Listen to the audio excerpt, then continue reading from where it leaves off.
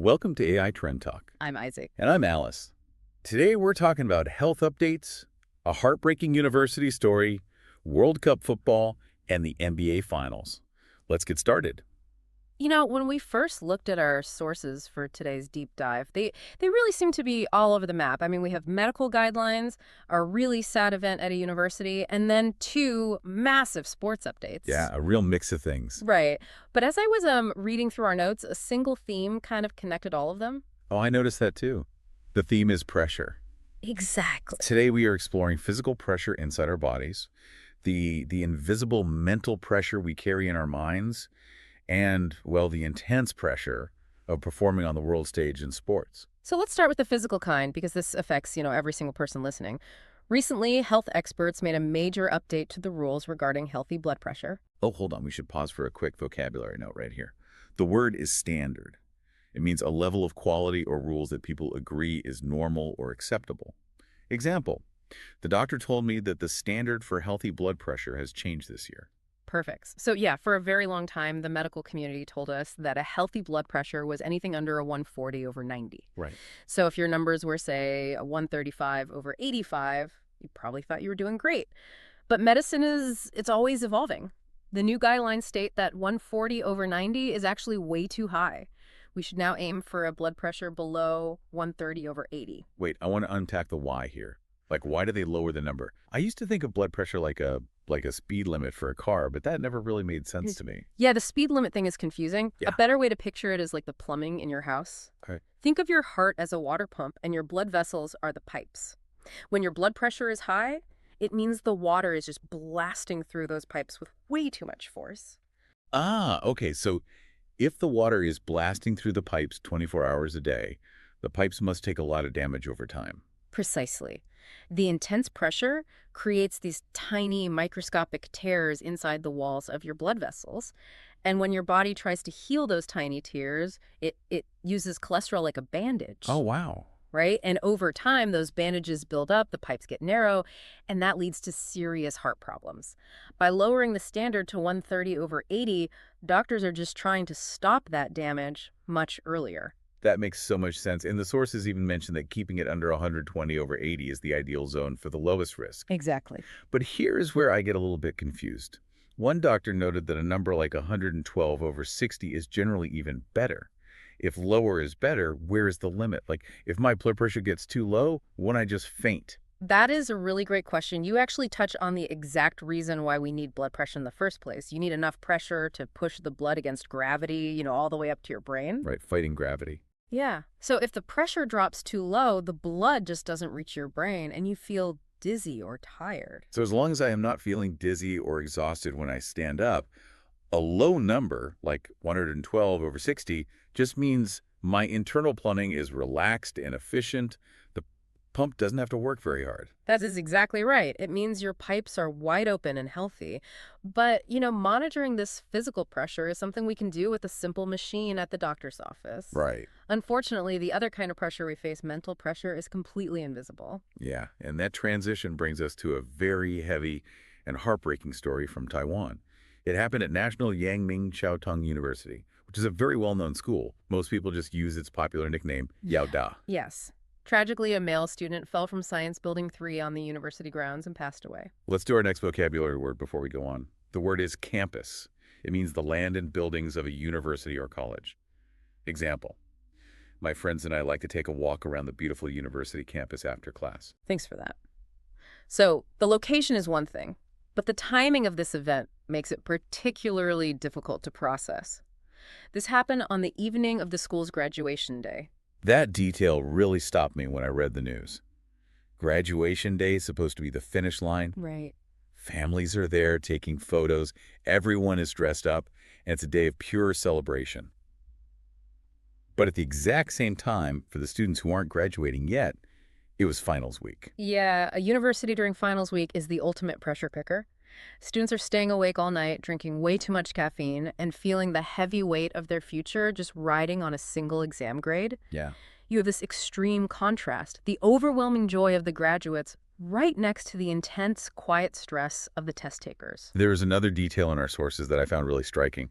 The school looked into this student's background and found absolutely no prior counseling records. Wow. He had never gone to the university clinic to talk about his mental health. You know, this highlights a crucial misunderstanding about mental pressure. As a society, we often think that people who are struggling will look sad or that they will ask for help. But they don't always do that. No, very often, people become experts at masking their pain. They might be the ones smiling the brightest in the classroom. It's the pressure to appear perfect. You don't want to show anyone that you are struggling, so you just hold all that weight inside until it becomes too much. Exactly. And because this pressure is invisible, we cannot wait for people to ask for help. I want to speak directly to everyone listening to this deep dive right now. Please do. Please take a moment today to check in on your friends. Send them a message, ask them how they are really doing, and pay special attention to your strong friends, the ones who always seem fine and never complain. Yeah, a simple conversation can sometimes relieve a burden you didn't even know they were carrying. It really can. I think that is the most important takeaway we can offer today. Just being there for someone can relieve so much of that hidden pressure. Absolutely. Now, shifting gears slightly, we also see how pressure plays out on the global stage. Right. Sometimes pressure isn't destructive. Sometimes absorbing pressure is actually a brilliant strategy. We saw this in the World Cup football match between Australia and Turkey. Oh, talk about a massive surprise. Yeah. This match shocked football fans everywhere.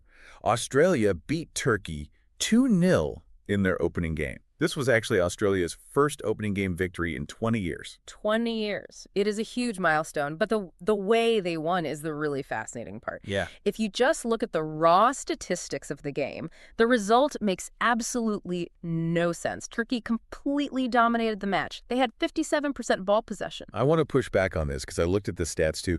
Turkey had the ball for more than half the game, and they took an unbelievable 30 shots at the goal. 30 shots. How do you take 30 shots and still lose the game? That seems mathematically impossible.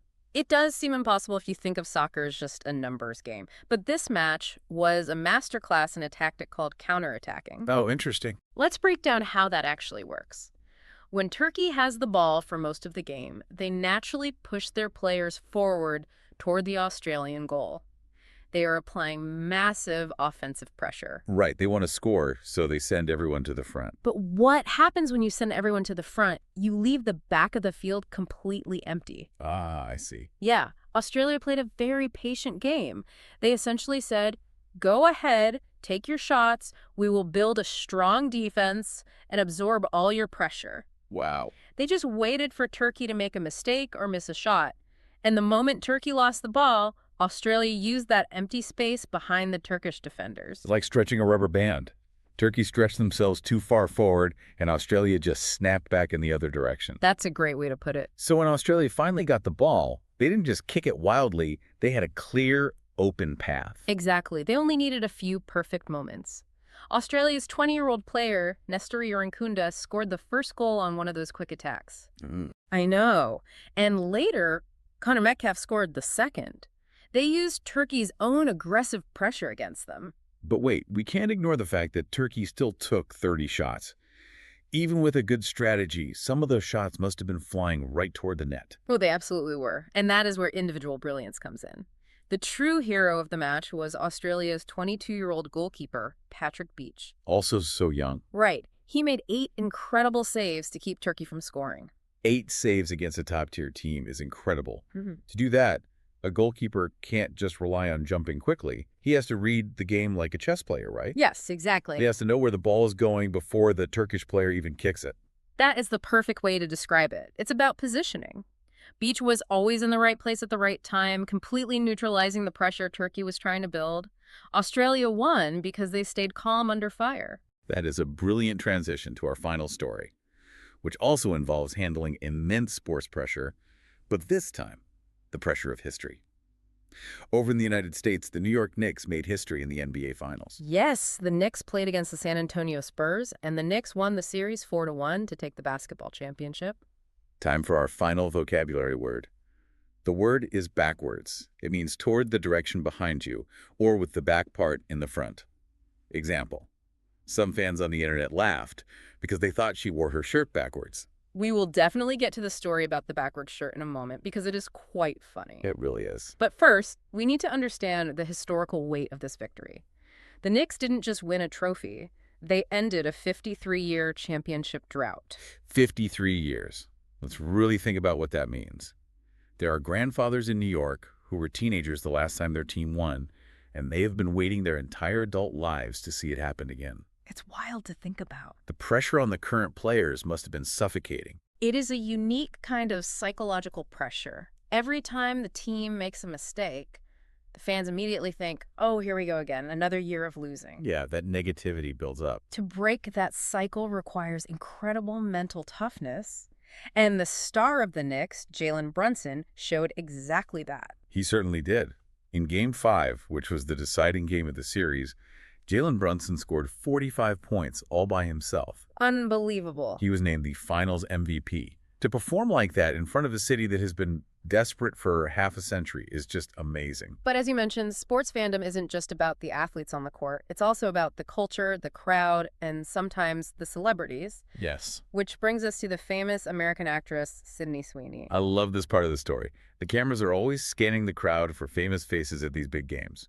Sydney Sweeney was sitting in the audience with her boyfriend, and she wanted to show her support for the Knicks. Right. So she wore a custom-made Jalen Brunson jersey. And, you know, turning large sports jerseys into fitted, fashionable T-shirts is a huge trend right now.